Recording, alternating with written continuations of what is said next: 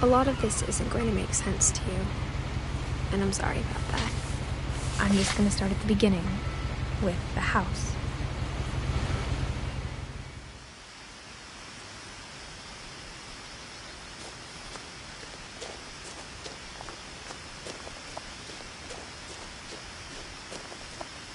I lived here until I was 11, but I wasn't allowed inside half the rooms.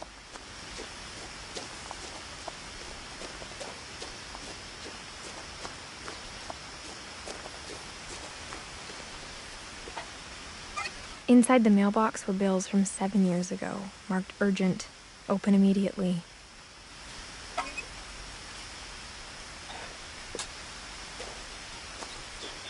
I hadn't been back since my brother Lewis's funeral.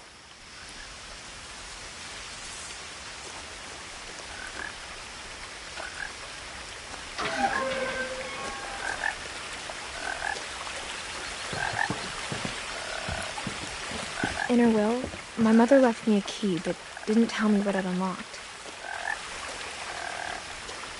Maybe she thought I'd know, or she thought that the mystery would be enough to bring me back.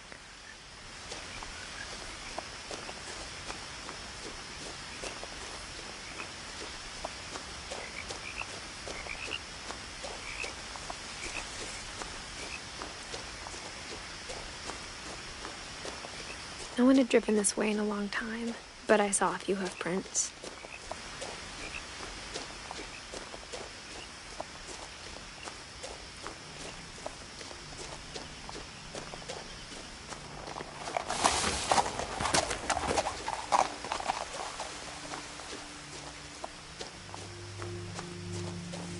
The truth is, even after I inherited the house, I never thought I'd come back to it. But now I had questions about my family that only the house knew the answers to.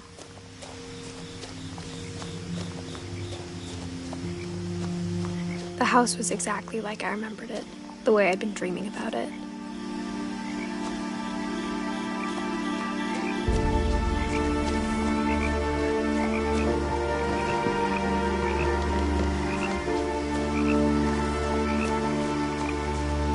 As a child, the house made me uncomfortable in a way I couldn't put into words. Now, as a 17-year-old, I knew exactly what those words were. I was afraid of the house.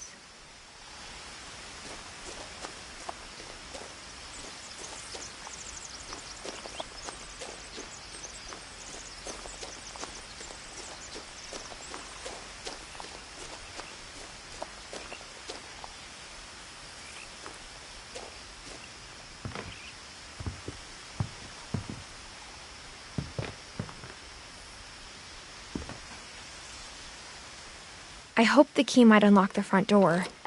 It didn't.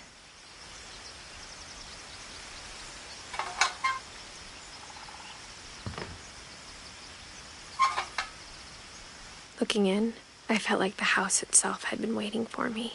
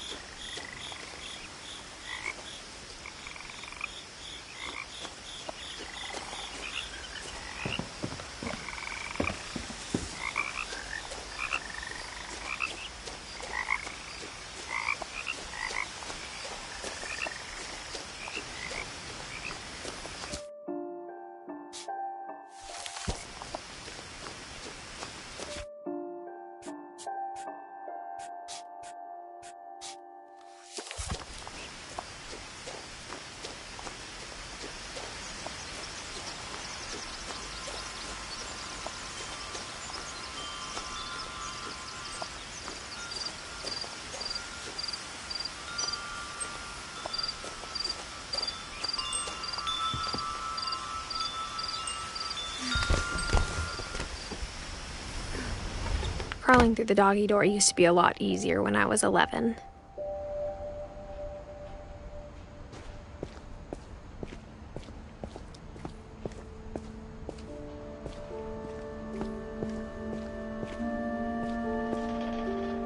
The power had been turned off the night we left. For the first time in years, I felt like I was home. But instead of a family, there were just memories of one.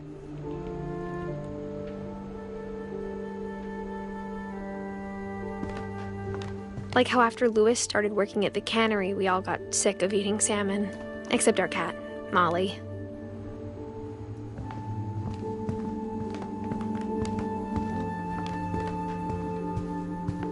The table was still a wreck from the night we left. It was like a bomb had gone off, killing everyone but sparing the furniture.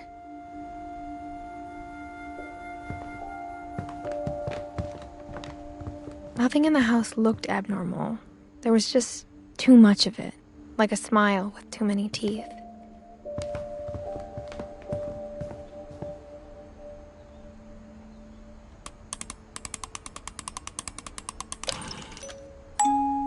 Great-Grandpa Sven built a music box for Barbara, along with the rest of the house.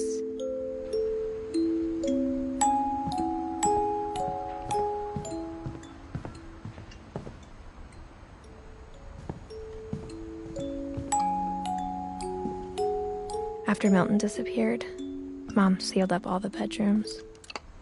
Then Edie retaliated and drilled peepholes.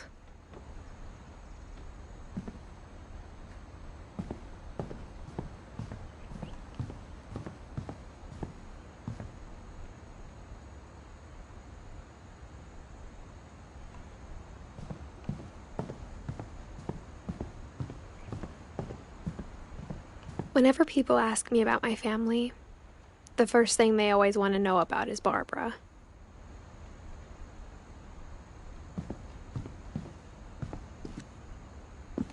Mom must have locked the third-floor stairs on the night we left.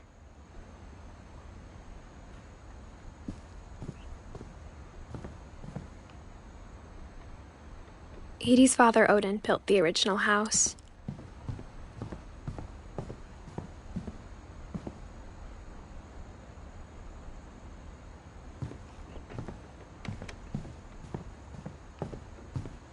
I spent a lot of time playing in Great Uncle Walter's room. I think my mom sometimes regretted not sealing it up.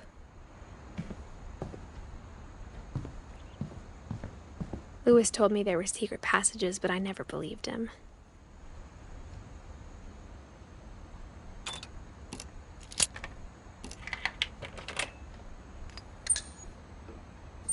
Turns out, my mom was really good at keeping secrets. Now it was time to find out what my mom had been afraid of.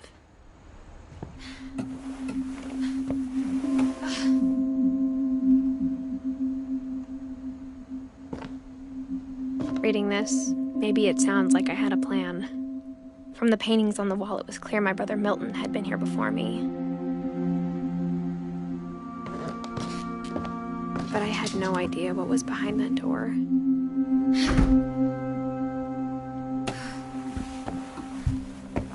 Just like I had no idea where all this was gonna lead.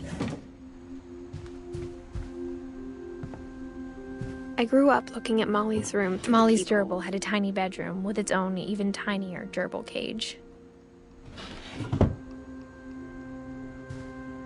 Being inside for the first time, I felt like I'd stepped behind a painting.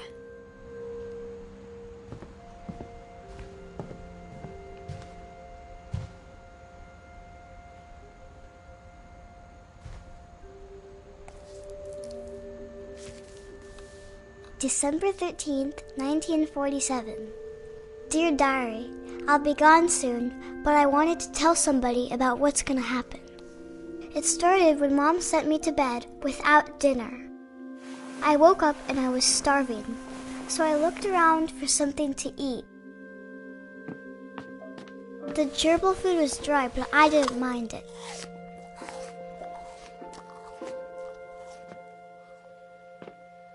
My Halloween candy was all gone.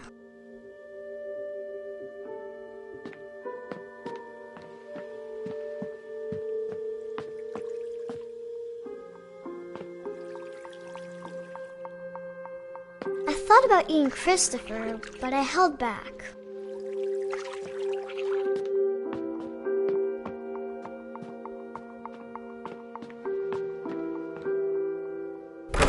Mom, can I come out now? Sweetheart, it's late. Go to sleep.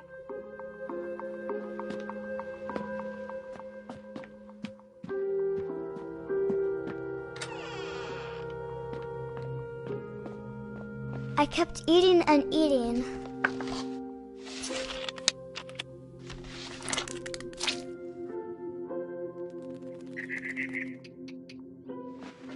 I ate a lot of things that night.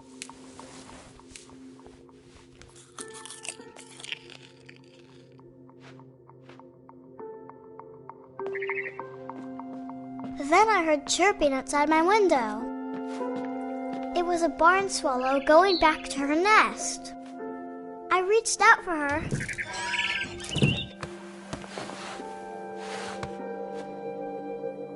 And suddenly,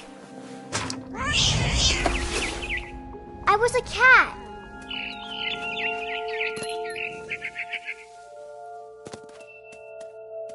I tried to be quiet, but the bird was really scared.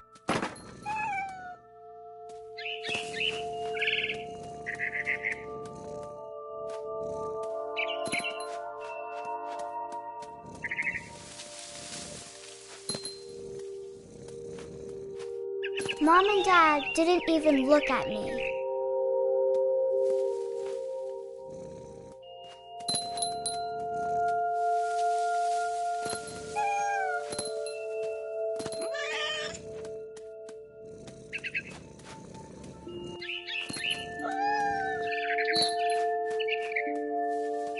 I jumped and I almost got her.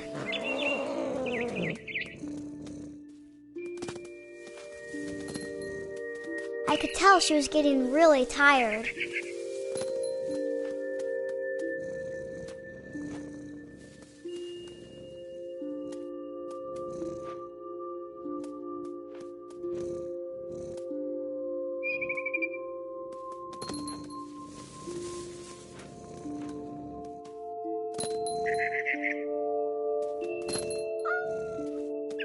Now I was up in the big tree. I promised Dad I wouldn't climb it anymore. All I cared about was eating that mama bird. I gobbled her up. And suddenly, I was an owl. First, all I heard was the wind. Then I heard little teeth nibbling in the grass.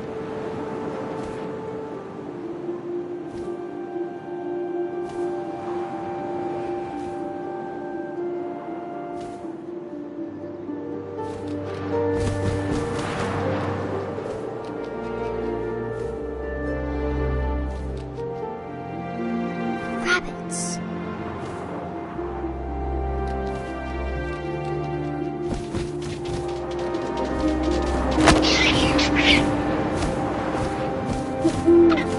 I imagined his face looking up and seeing mine through my talons. I swallowed him up, and I didn't chew one bit.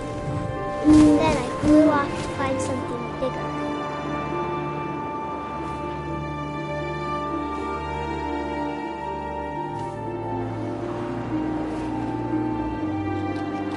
A mama rabbit.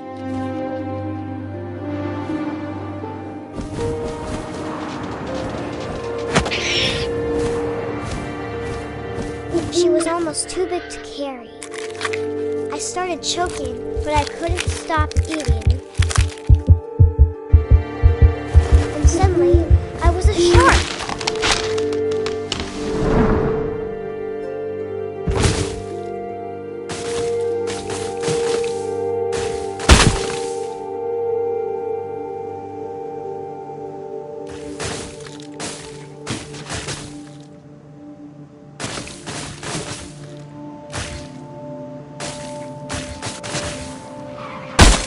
I rolled off a cliff and into the ocean. Now, I was hungrier than ever.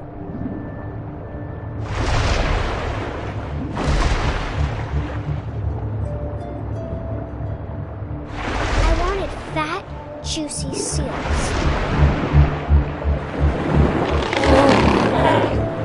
I tore off her flipper, and it tasted really good.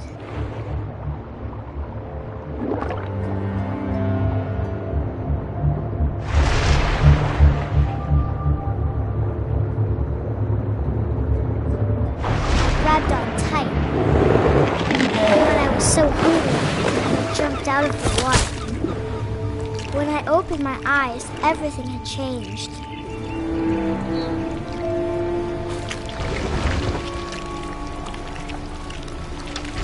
Now I was a monster, and I smelled people everywhere.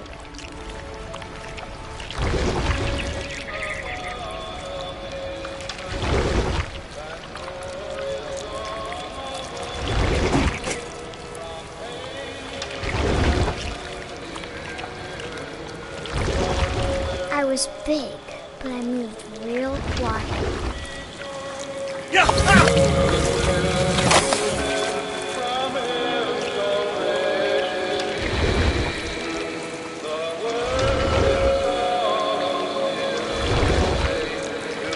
I wanted to stop, but also I didn't.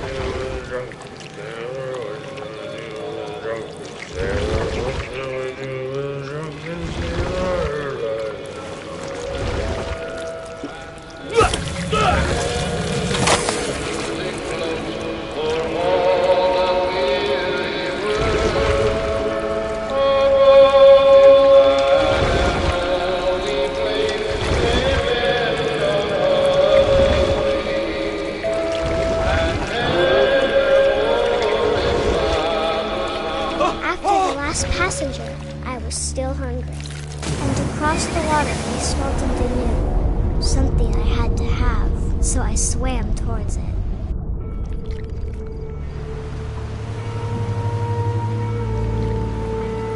I slithered onto the sand, and the good smell went into an old pipe.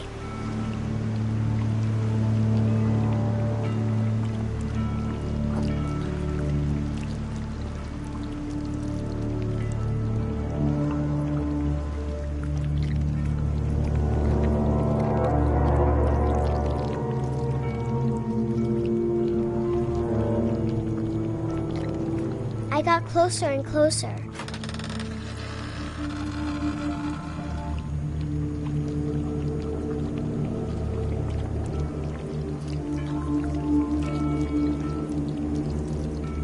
All my stomach started growling. And suddenly, I was me again. I held my breath for a long time, but I couldn't hear anything. I think it's waiting for me to fall asleep. But it's not going to wait much longer. It needs to feed, and we both know I will be delicious.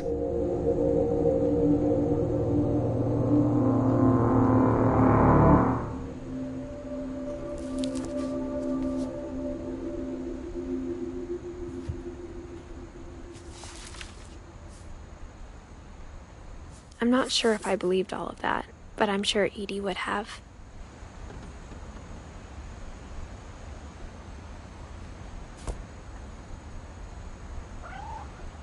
I got the sense Edie had spent a lot of time here, before my mom sealed the doors.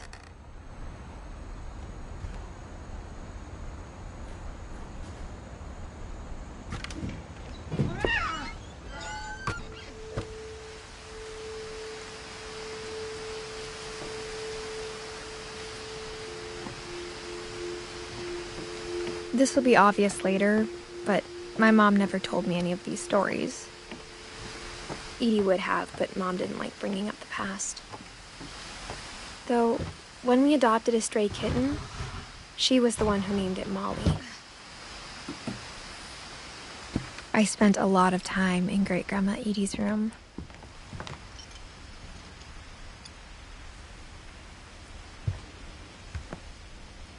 Louis died a week before we left, but Edie had already started to memorialize him. Her room was like a museum. For 500 years, the Finches have been famous throughout Norway for their fortune and misfortune.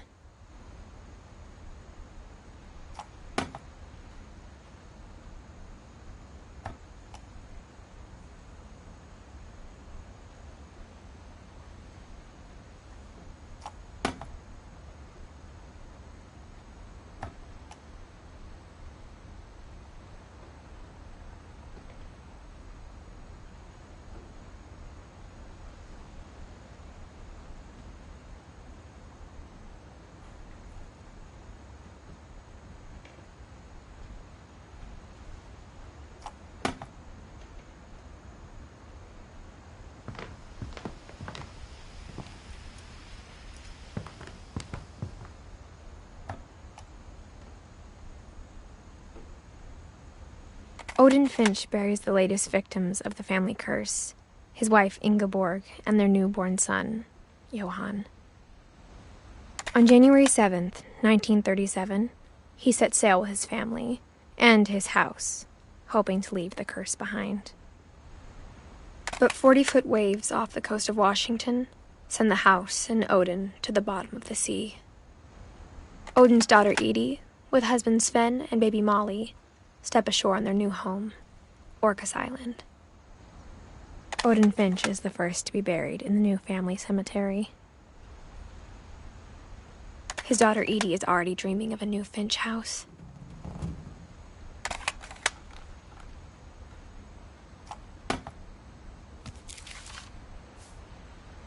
Whatever's wrong with this family, it goes back a long ways.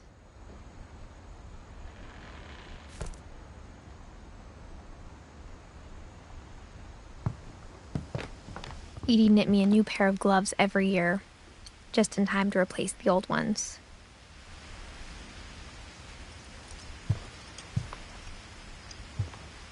When Edie told people Sven was killed by a dragon, she could also have said he was building a dragon-shaped slide that collapsed. She could have, but she didn't.